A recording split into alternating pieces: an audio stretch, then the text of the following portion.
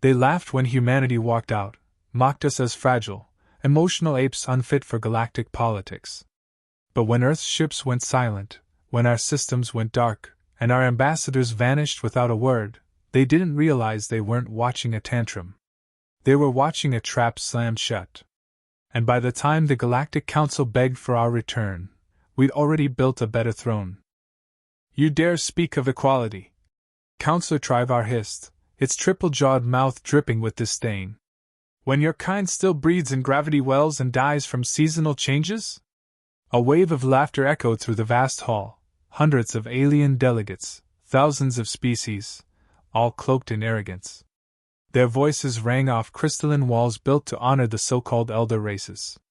Ambassador Dorian Vale didn't flinch. He stood alone at the center of the floor, his Terran insignia glinting under the Council's artificial starlight. He looked neither amused nor offended. Just calm.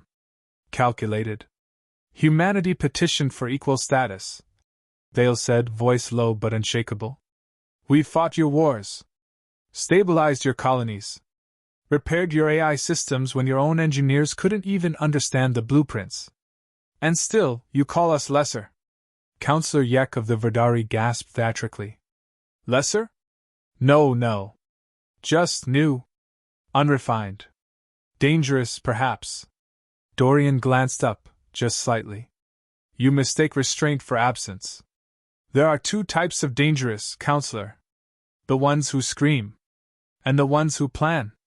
Objection noted, croaked a third voice, Vilak Combined Delegate, a mass of armored exoshells. The Council shall proceed to vote. Humans will be denied full membership. Again. The vote concluded in under 30 seconds. 68-3. Earth once again denied? Dorian Vale said nothing. Instead, he activated his wrist comm one word. Execute. He turned and walked out. No drama. No protest. Just silence. Behind him, the Terran delegation followed, boots clicking in unison as the chamber watched, confused then smug. One by one, the delegates resumed their chatter. Trivar snorted. Predictable apes. Always bluffing. They didn't realize that silence wasn't a retreat. It was the end of the conversation. 12 hours later, Earth's diplomatic channels across every galactic system went offline.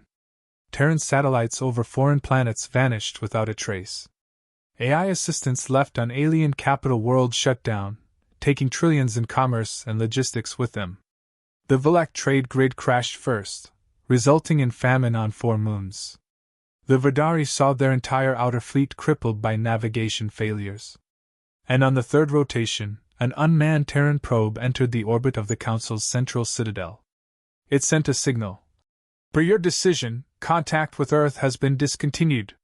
Further attempts will be interpreted as acts of espionage. The signal ended with a digital pulse. 3 systems lost power.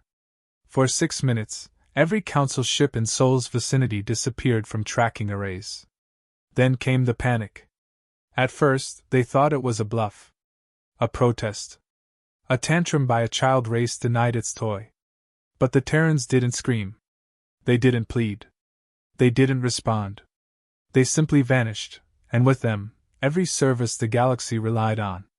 The Council convened an emergency session. Dorian Vale's name was invoked on every screen, every whisper. Where was he? What were the humans doing? Someone tried accessing Earth's planetary surveillance. All views returned static. A week passed. Then a month. Trade collapsed. Systems failed. Pirate activity surged, unchecked now that Terran peacekeepers were gone. Counselor Trivar began pushing for sanctions, not realizing the absurdity of punishing a planet that no longer acknowledged their existence. Then a freighter emerged from Sol's Edge, derelict, drifting. A boarding crew found only one thing inside. A message written in Terran Standard. When we asked to sit, you mocked our voice? Now you'll listen to our silence. It wasn't just a message. It was a warning. And something else, beneath the words, embedded in the hull's quantum weave, was code. Old code. Familiar. It was the same Terran framework used in Council security systems. Earth hadn't just left. They'd left with the keys. 4 hours later, security failsafes tripped on 11 Council worlds. Doors locked open. Airlocks triggered randomly. Agricultural domes flooded with carbon mist. It was a glitch, they said. A mistake. It wasn't war, at least not yet. But the Council understood one thing with terrifying clarity. The humans hadn't been requesting power. They had been testing responses. Vale had walked into that chamber to confirm what Earth already suspected. That the Council would never accept them. That the only path forward was dominance.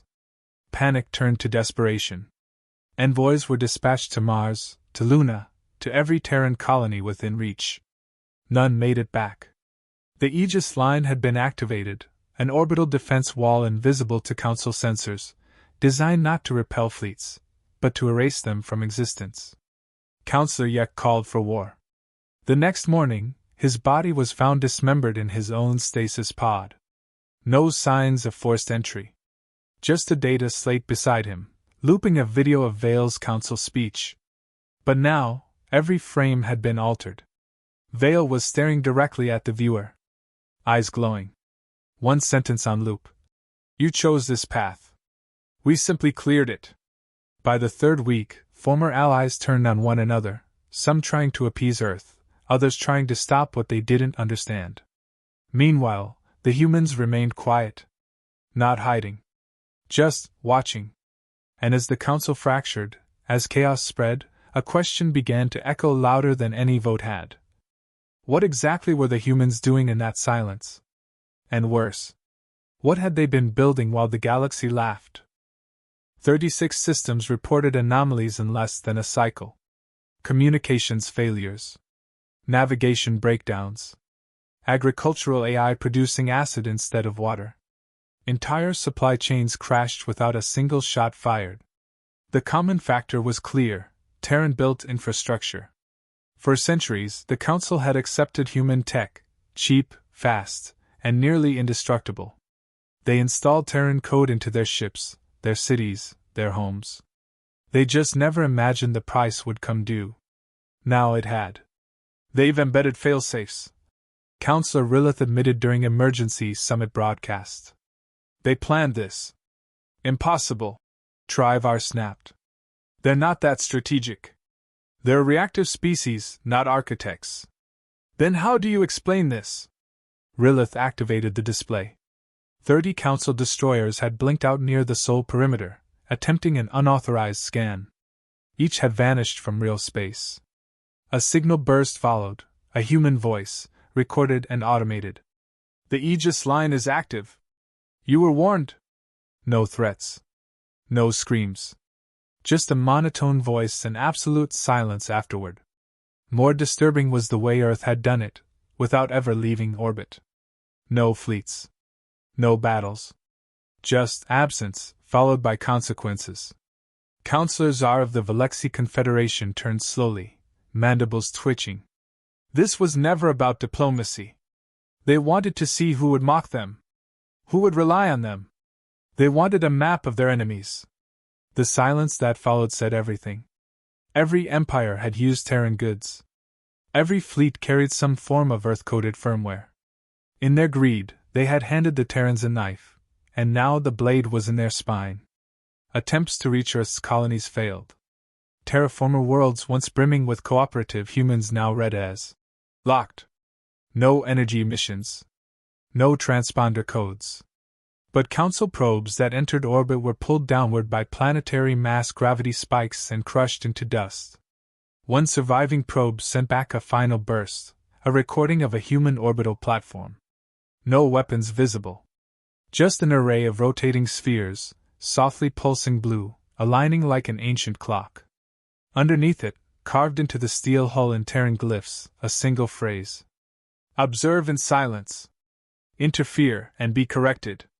The footage cut off as the camera lens shattered from inside. The Council's panic grew. Delegates argued over Earth's intentions. Some said it was a bluff, an act of isolationist terrorism. Others whispered something worse. They're not reacting. They're executing. Within days, internal conflicts spread. Trade routes reliant on Earth's stability collapsed. Pirates surged in power. Former allies turned on one another. Human mercenary units that once kept the frontier stable had vanished, leaving voids in power that the Council couldn't fill. Then the Verdari Prime warship exploded during a peaceful orbital docking. No visible approach. No sensor alarms. Just a localized burst of heat in the warship's core, a controlled chain reaction. There were no demands. No message. Just an echo inside the Verdari system's emergency channel, a familiar voice. You were warned. Enough. Trivar snarled, slamming a claw into the stone table. We must retaliate. With what? Counselor Kane growled. Half our fleets use Earth-link telemetry. Our supply lines are dead. Our ships are flying blind.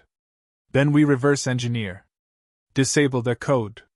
Seize their colonies. Tsar responded without blinking. They'll see that as a first strike.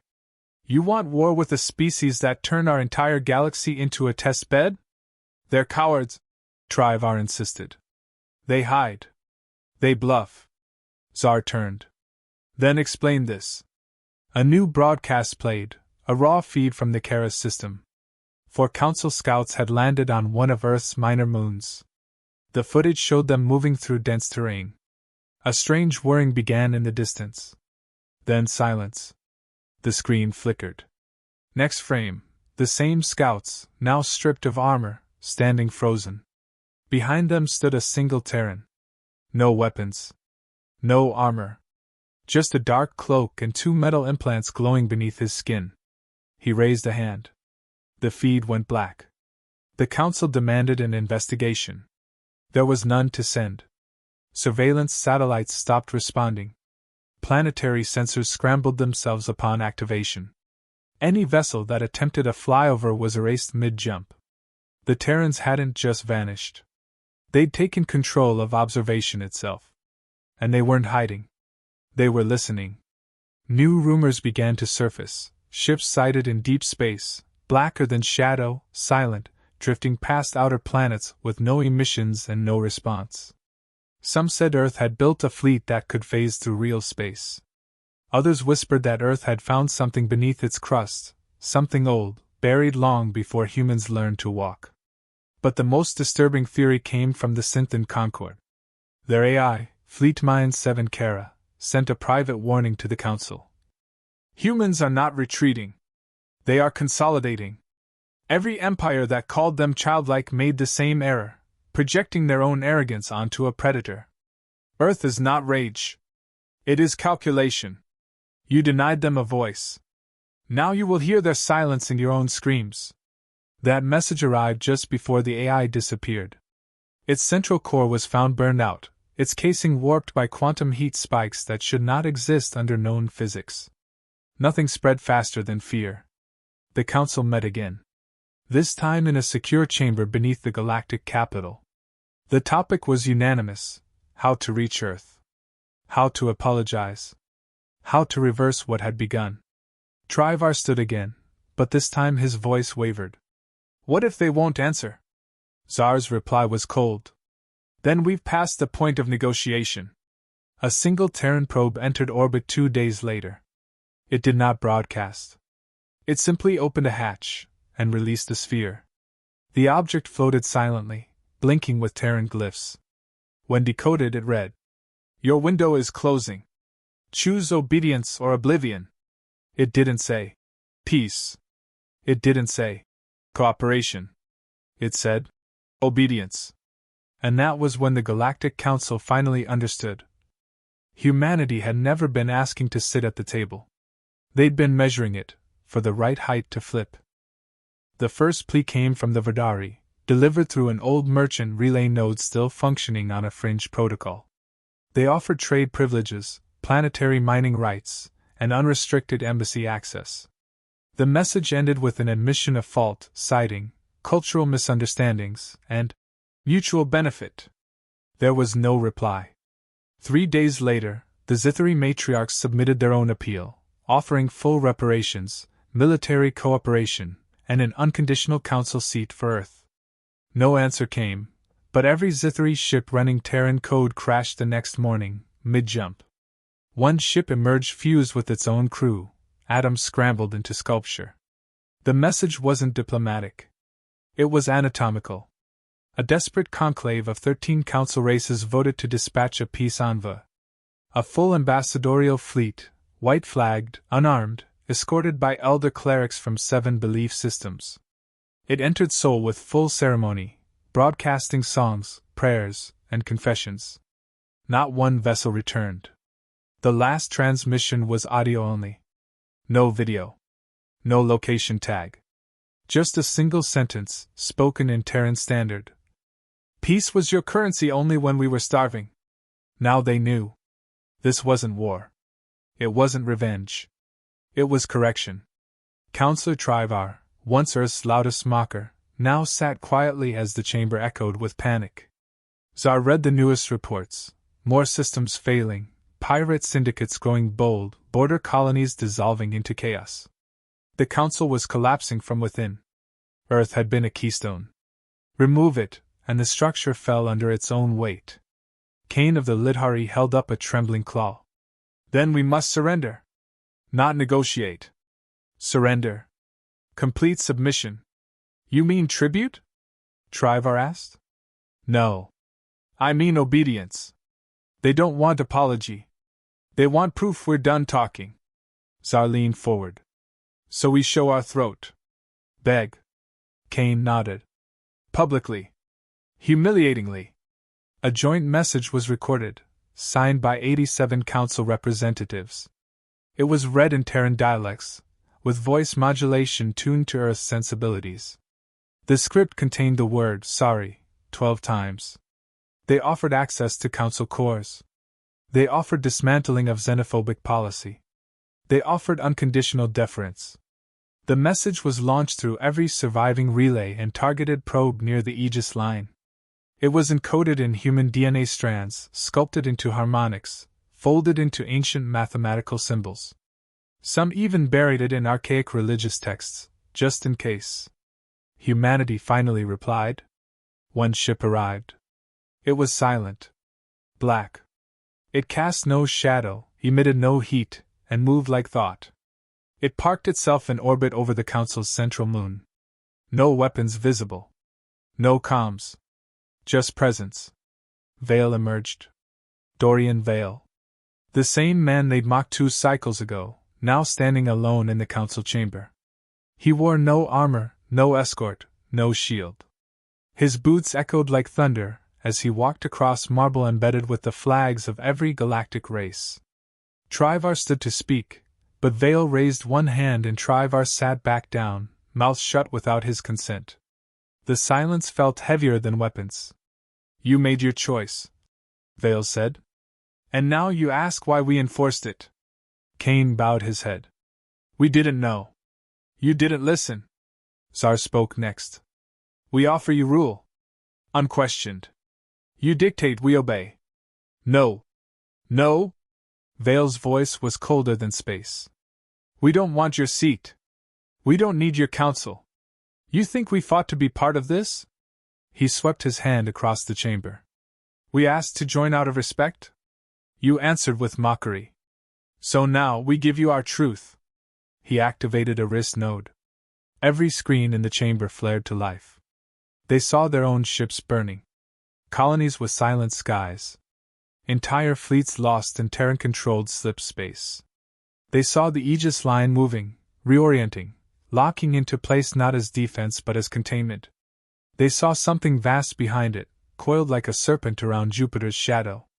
They had never known it was there. Vale continued. This is not retribution. This is restraint. We've shown you a fraction. A sliver. Because deep down you're right. We are new. We are different. We are fast. But you never asked what we evolved for. Tsar whispered. What did you evolve for? Vale smiled, just once. To survive gods. The council chamber fell still. We were forged on a death world. Taught to adapt through extinction. You spent centuries studying diplomacy. We spent them learning to outlive the end. Kane dropped to his knees. We will serve. Vale didn't answer. He walked out. The black ship lifted without propulsion, vanished without flash. The moon remained still, as if holding its breath. Then the skies changed. Across 50 systems, the stars blinked, turned blue, then realigned. New constellations appeared, shaped in Terran glyphs. It wasn't a message. It was a mark. The Council called it the branding. Humanity hadn't returned to join. They'd returned to own. No one knew what would happen next. But for the first time in galactic memory, every empire understood the new law. Humans no longer knocked at the door. They were inside. And they had the keys. The galaxy did not collapse in fire. It collapsed in silence. After Vale's exit, the Council didn't reconvene for 4 days. No one wanted to be the first to speak. No one dared breathe the wrong word. Empires that had once debated with arrogance now whispered through private channels, debating not laws or borders, but survival. Human ships reappeared, but they weren't like before. They were monolithic, silent, shadow-wrapped giants that hung in orbit like verdicts. They docked at stations uninvited, bypassing security as if it didn't exist. They deployed no weapons. No ultimatums. They just existed, undeniable, unchallenged. And everywhere they appeared, the same thing happened. Systems rewrote their own laws to include Terran authority. Native governors resigned without being asked. Military generals surrendered command to Earth's emissaries, some with relief, some with tears, some without understanding why. Because the truth was simple, resistance had become irrelevant. One by one, the other species complied. Not by force. By inevitability. On Ralus 7, the Trivar Dominion attempted one final show of strength. They assembled their last battle group and surrounded the orbiting Terran vessel, demanding it retreat or be fired upon. Their warships never launched. The Terran ship released a pulse. Not a blast. A tone, low, steady, almost musical. It passed through the hulls, skipped across circuits, and whispered into the minds of every being on board. They turned their weapons on themselves. No blood. Just silence. On the bridge of the Dominion flagship, the Admiral wrote a message with his own blood before collapsing. The last words read, "We are insects in the cathedral." The Council declared an immediate ceasefire on all Terran targets. There were no more speeches. No more bravado. Entire governments began disbanding their militaries, offering Earth unguarded access to all strategic facilities. Some tried bargaining, offering Terran overseers ceremonial titles or tribute planets. Earth declined. Not with a word. With absence. Because the humans weren't negotiating anymore. They were correcting. In the following week, the galaxy changed. Terran relays replaced Council infrastructure. Entire communication networks were absorbed and restructured. Trade laws rewritten in Terran code. Transport corridors rerouted around Earth's priorities. And then came the Citadel event. The Galactic Council's homeworld, site of the original charter, suddenly broadcasted a live feed across all systems. It was Dorian Vale again. This time, he didn't speak from a position on the floor. He stood at the center of the Grand Chamber. Alone. No guards. No symbols. Just him. And silence. Then he moved to the throne. The literal throne, once reserved only for the Grand Architect of the Council, long vacated, symbolic and untouched. He sat. Not arrogantly. Just with finality. Then he spoke. "This isn't conquest. We didn't need your throne to rule. We only needed you to reveal its weakness." He paused. "You built power on consensus. We built it on survival. You built culture on inheritance. We built it on blood. You created laws to hold each other back. We created will to move forward. You asked what we are." Another pause. "We are what happens when gods don't answer, and monsters knock anyway." He leaned forward. "From this moment forward, your borders are illusions. Your treaties are footnotes. Your hierarchy is dissolved. The new order is simple. Obey or become irrelevant. One by one, systems fell in line. Not under occupation, but under acclamation. Not a single fleet moved to resist. Not one weapon was fired. Not a single death recorded. Because the war was already over. It had never started.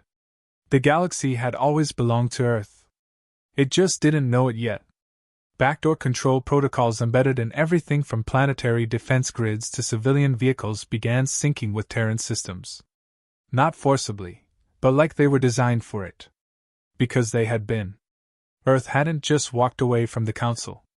They had used the rejection as a trigger. The Aegis line rotated again, 12,000 synchronized platforms aligning with vector precision, forming a shell around the Sol system.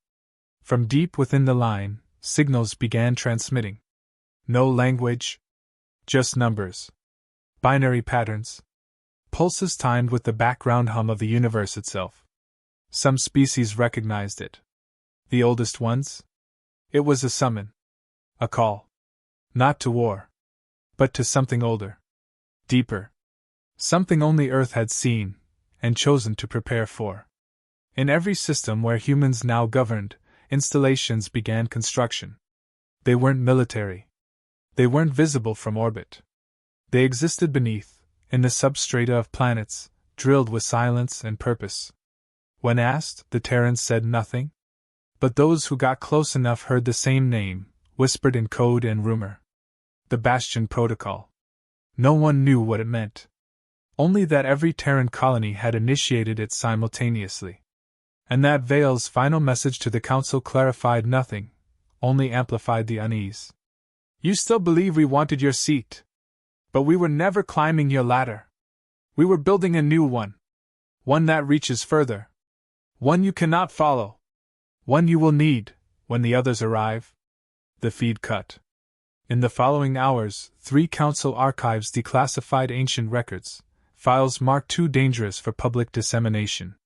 Each described the same thing. Unrecorded celestial events. Vanished stars. Warped space. Echoes without source. Patterns too perfect to be natural, but too vast to be civilization. And in one, an intercepted signal. Not from Terrans, but addressed to them. The cradle awakens. You are not alone in your defiance. Prepare the seal. The Council, for the first time in its millennia-long existence, fell silent not out of diplomacy, but out of fear. Earth had taken control. But not for power. They had taken control because something else was coming. And they intended to meet it, not as equals, but as wardens of the galaxy. The galaxy had submitted, but Earth hadn't celebrated. No parades. No declarations. No colonial expansion. Only silence and construction, an empire building downward, not outward. The Bastion Protocol progressed on every Terran-aligned world. Its purpose was still a mystery. Its effect unmistakable. Whole planets diverted resources underground. Human traffic moved in patterns no AI could decipher. The Aegis line recalibrated again. And then the signal came. Not from Earth. From somewhere beyond mapped space. A system with no star. A coordinate that had no gravitational mass. An echo buried in tachyon debris, older than light. The signal arrived on every frequency. It wasn't a language. It was a pattern. The math didn't make sense, until Earth decrypted it. Then it made too much sense. A council emergency was called. Every race, every system leader, every elder. Vale did not attend. Instead, Earth sent a transmission, one sentence, burned into every neural net. The veil is torn. Bastion is no longer preparation. It is survival. The signal that had arrived wasn't just communication. It was a countdown. And it had already begun. Kane of the Lithari stared at the projection. We thought Earth was building to dominate. Zar replied without blinking. They weren't building for us. The countdown ticked towards 0 with no indication of what would happen. The Council scrambled. Fortifications were deployed. Fleets launched into uncharted space. Scans returned nothing. Just cold. Then, 32 hours before the countdown ended, the stars moved. Not metaphorically. The sky itself bent. In 7 sectors, constellations vanished, devoured by something unseen. Signals ceased instantly. No distress calls. No debris. Entire planets, gone without impact. The Council called it the Black Rewrite. Earth called it Stage 1. Dorian Vale returned for the final time. His face was different now, calmer, colder, something unreadable behind his eyes.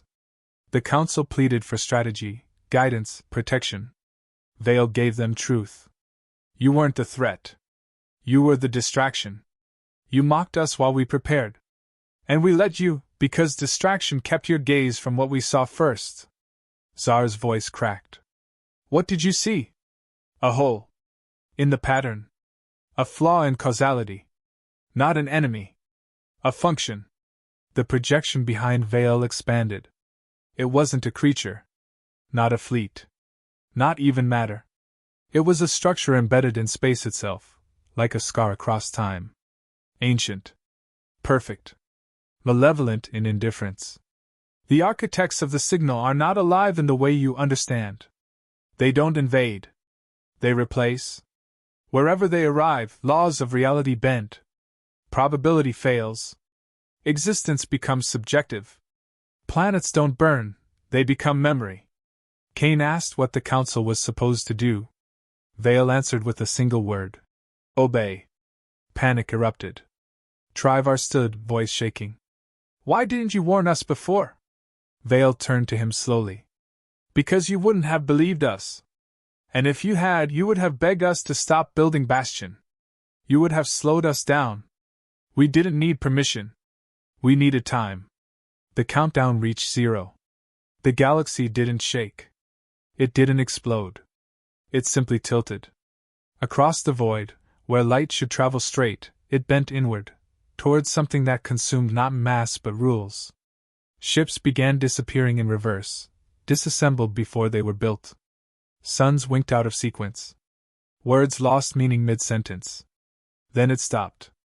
A calm silence settled over every system. And then Earth moved. The Aegis line activated in full. It didn't fire beams. It didn't launch warheads. It emitted a pulse that froze reality. Every Terran-linked planet locked in perfect stasis, safe inside the field. Every other system? Exposed. Vulnerable. Naked. And yet no help came. Until Bastion activated. From inside Earth's crust, from beneath Luna, Mars, Titan, and dozens of colonies, Bastion arms rose. Not weapons. Anchors. They locked to spatial coordinates, and hummed with power that bent gravity sideways. These anchors stitched localized reality to a fixed baseline, turning chaos into stability. Terran fleets emerged around each Bastion node, deploying generators encoded with math stolen from black holes and sung through quantum harmonics. And behind them came the voice. The signal. The one that had started the countdown. This time, it spoke in Terran Standard. Your resistance has been acknowledged.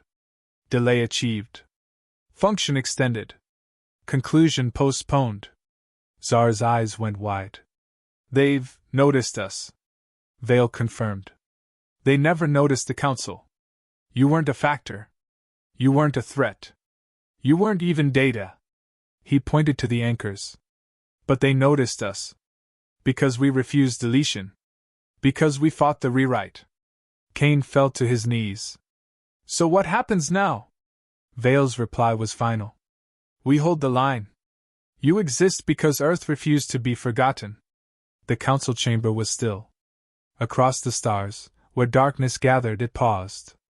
And slowly, it retreated. Not in defeat. In delay. Earth had earned another cycle. A reprieve measured not in years, but in function length, a cosmic clock Earth alone had learned to wind. Humanity didn't win the war. But they stopped the erasure. Not with gods. Not with magic. With mathematics, madness, and human stubbornness. As Vale vanished into the black, his final broadcast echoed across every surviving species, in every language. You thought we wanted a seat at your table. You were wrong. We were building a wall behind your throne, So when the end came, there'd be someone left to remember you ever existed. And then Earth went silent again. Not defeated. Not broken. Just watching. The last bastion. The last species that dared tell the dark. Not yet,